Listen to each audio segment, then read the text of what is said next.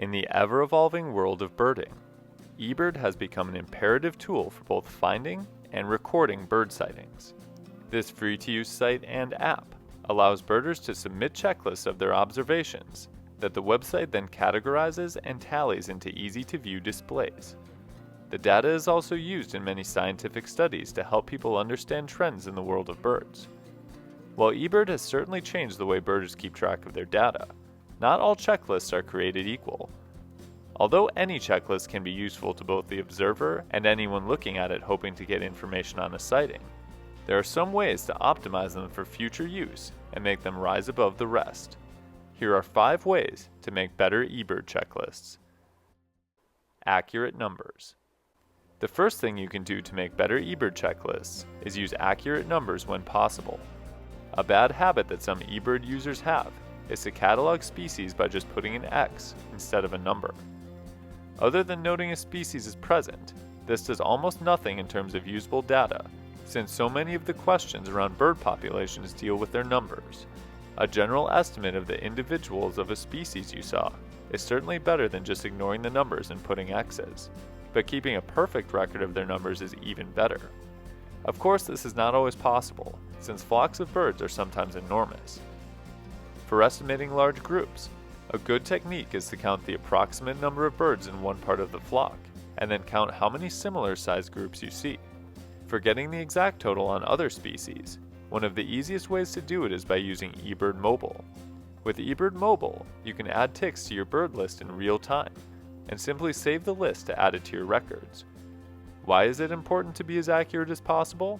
As I mentioned earlier, the data from eBird is used to identify trends in bird populations, so the more accurate the data, the better scientists can help species that might be in trouble.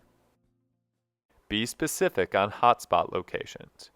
There are 2 different ways to select locations on eBird: create a personal location or select an existing hotspot. Personal locations are for places like your own residence, or a place where a hotspot doesn't yet exist. Existing hotspots can be very general and encompass an entire park or wildlife refuge, or be a little more specific and associated with only a portion of that refuge or park. However, the problem with selecting general hotspots is it does little to point other birders in the right direction in what can sometimes be hundreds of square miles of habitat. Furthermore, bird sightings often occur in very specific places, such as a tree or bird feeder that the bird tends to come back to. Having a more specific and exact point can be incredibly useful for people looking to re-find the bird. However, eBird reviewers suggest using as specific of a hotspot as you can, and then putting more specific details in the comments. Of course, if you're trying to be intentionally vague, then it makes sense not to add specific details in the general hotspot. A person may want to be vague in this instance to avoid unnecessary stress on a sensitive or nesting species. But if it's a bird you want others to be able to find, adding those details in the comments is useful. Add media. One of the most useful things you can do on an eBird checklist is add media. eBird accepts both photos and audio clips, and oftentimes these things are expected when reporting a rare bird. There are a variety of reasons media is great to add in checklists. A big one is proof that the rare bird was correctly identified.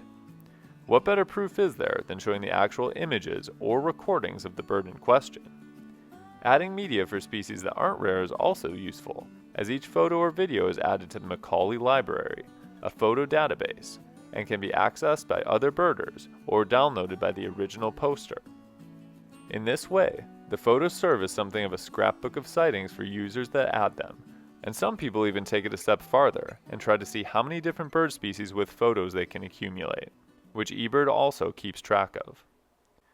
Add additional comments. With each species listed on an eBird checklist, there is a place to input additional comments. For rare birds, this is a required field. A lot of times people try to sort of skip over this field by putting limited remarks, such as continuing, which is a personal pet peeve of mine. While yes, it is a little more work to add in comments, it's actually an opportunity to input information about the sighting.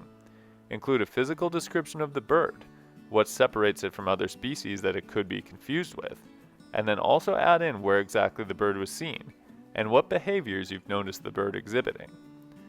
Additional useful pieces of information such as exact coordinates, if the bird was a flyover, or if the bird was heard only are also extremely useful to add. As I mentioned before, these comments are usually necessary when reporting rarities, but adding them for even common birds that people may be interested in seeing is also very useful. Add extra details. Making a robust description of the bird or birds seen is certainly helpful, but adding specific details in the correct location can also be important. eBird comes with some places to enter information, such as breeding behavior, and even whether or not a bird is oiled. This information can be entered in just below the general comments, and goes to further beef up sightings with useful information. With eBird becoming an ever-growing part of the hobby, it benefits everyone to have the most accurate data as possible entered into the site, both for one's own record keeping and anyone else who wants to use the information to locate birds or help their populations. Making high-quality eBird checklists can maximize the positive impact that birders have on the world. Do you have any other tips for making better eBird checklists? Let us know in the comments below. And as always, thanks for watching. We'll see you next time on Badgerland Birding.